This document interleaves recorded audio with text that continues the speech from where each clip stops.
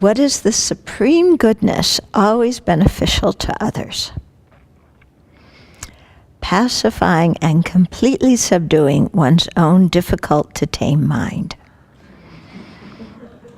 What is the supreme goodness always beneficial to others? Pacifying and completely subduing one's own difficult to tame mind. Okay, so when we often think, oh, what can I do to benefit others? And of course, especially sending aid to Nepal, doing things like this would be very beneficial. Helping the Rohingya people, especially the migrants out at sea, doing things like this is always beneficial. But what's the supreme goodness, the supreme way to benefit sentient beings is, at the very least, to not harm them. Yeah, because until we are able to stop harming sentient beings, then even if we're helping them, we're also harming them in some other way. Okay, so taming our own difficult to tame minds is our first task. Sometimes we come to the Dharma and we hear about working for all sentient beings, and immediately our mind goes out, and I'm going to be the Buddhist Mother Teresa, and helping everybody with their own problems right now. And while helping people with their own problems of this life is definitely important to do, it's not the supreme way of helping, because we can benefit people, but if in this lifetime, but if they don't know how to abandon negative karma and create virtue, they will create the cause for more pain and suffering in future lives.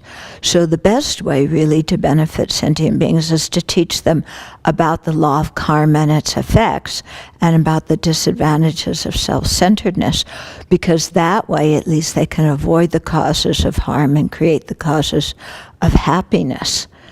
Yeah, and that gives them the power to do that, and that will last a long time into future lifetimes, okay?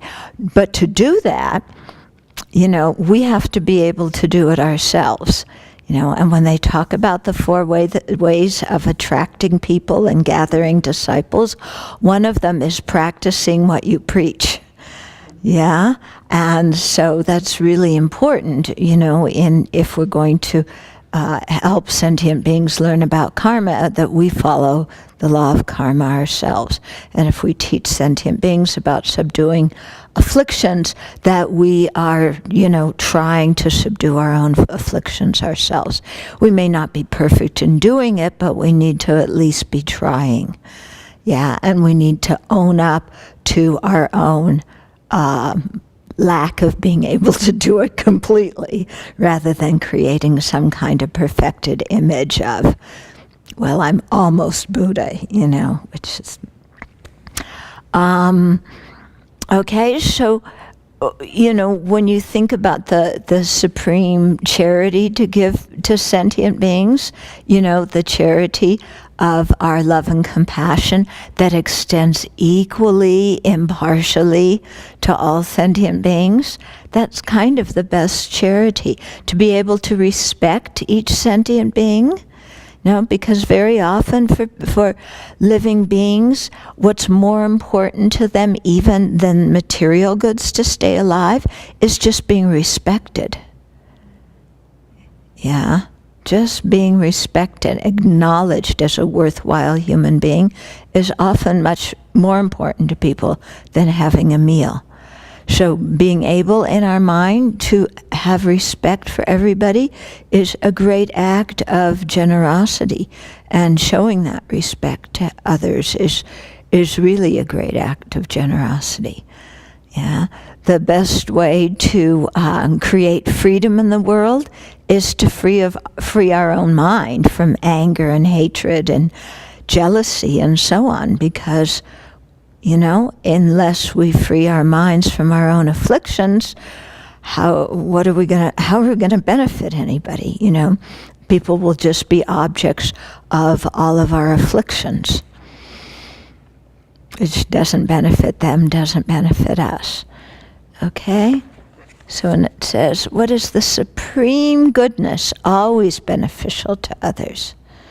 Pacifying and completely subduing, in other words, eliminating the afflictive obscurations, one's own difficult to tame mind. Yeah? So, the seventh Dalai Lama is saying very directly, our mind is difficult to tame. True or not true? Definitely true. Okay? So this is kind of a long-term goal for us, and we benefit sentient beings in this life as part of that, but we have to stay focused on the long-term goal in order to be really effective. Yeah, and to really think about the role of karma and being able to teach others about karma and to practice according to the law of karma and effects in our own life, how important that is. Okay, so that's the supreme gift, that's the supreme charity, the supreme freedom. Okay. One time Lama Zopa wrote a letter to me, but he said, what you're doing by being ordained is more important than what Mother Teresa is doing. And I'm going, because he explained, what Mother Teresa is doing is wonderful and incredible for sentient beings, but it benefits them just in this lifetime.